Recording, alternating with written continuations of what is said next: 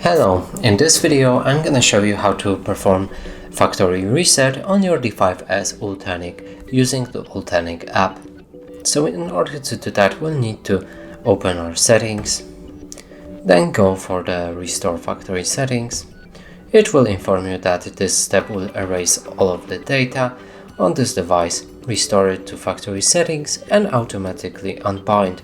After factory restarting, the device needs to be manually reconnected to network. So if you're ready to do that, press confirm and your device will automatically perform the factory reset.